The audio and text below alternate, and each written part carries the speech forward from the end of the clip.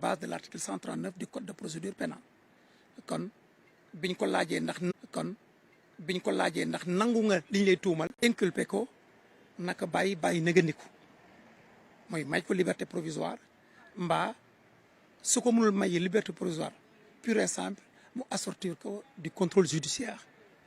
ginnaaw loolu juge bi ne ci kaw sañ-sañu yoon moom bu procureur sàkkoo ne nañ ko téye négandiku moom amu ci beneen pexe budul téye négandiku donc mu décerner mandat de dépôt contre Pape Alé Niang. léegi lan mooy dossier dossier bi lan mooy doon surtout yéen ñi nga xam ne yéen a koy layal. bon suite dossier bi moo di ne la bataille judiciaire mu ngi door a door donc bataille judiciaire mooy lan xeex bi mooy d'abord fexe ñu déglu ko ci liñ koy tuumal au fond buñ ko dégloo ba pare nag ci la ñuy def li ñu war a def moo di ne ñaan ñu bàyyi ko ou def ay procédure pour annuler la procédure mais en tout état de cause la bataille commencé na bés ni ki tey maintenant bu weesee loolu liñ ci war a wax te mën ko ci wax mooy ñu ñaawlu tey biñ ko téye tey c'est un triste jour un jour sombre pour la presse sénégalaise pour la démocratie sénégalaise parce que sans liberté de la presse il n'y a pas de démocratie su démocratie amee nit ñi moom seen bopp am sañ-sañu wax li ñu xalaat dem fi ñu bëgg a dem moom seen bopp c'est parce que presse daf ciy jouer journalistes yi liggéey bu am solo kon tey bu ñu jàppee ab journaliste boo xam ne deful lenn lu wees def liggéeyam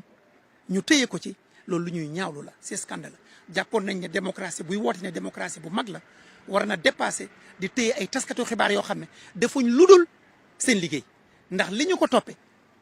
moom jëlewu ko fenn fudul sur les réseaux sociaux lan lañ koy toppee message bu police joxe message rajo mais message rajo bi Pape Alé Niang divulgué wu ko mu ngi woon ci réseaux sociaux yi message sapeur-pompier mu ngi woon ci réseaux sociaux yi loolu lañ ko toppee encore une fois loo xam ne mu ngi ci réseaux sociaux yi loolu lañ ko toppee mu joxe ci xalaatam càmbar ko analyser ko pour un journaliste il y a rien de plus normal kon loolu dañ koy ñaawlu et encore une fois il faut que état sénégalais arrêter d'être frileux état sénégalais mënul nekk fii ñu dénk ko doxalinu réew mi mu ne benn citoyen rawatina ab journaliste amul sañ-sañu wax xalaatam ci doxalinu réew mi mënul nekk il faut que journalistes yi citoyens di wax seen xalaat ci état de démocratie bi ci état de la gouvernance ci état des droits de l'homme sur l'état également du jeu politique nit ñi am nañ sañ-sañu joxe seen xalaat c'est ça qui renforce la démocratie mooy tax démocratie jëm kanam non loolu xamaguñ ko amaguñ ci information mais en tout état de cause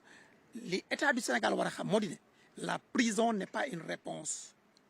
à des problèmes politiques ni à des problèmes démocratiques les problèmes politiques se règlent par des débats politiques les problèmes démocratiques se règlent par des débats démocratiques munoo ku wax ñoxo njaay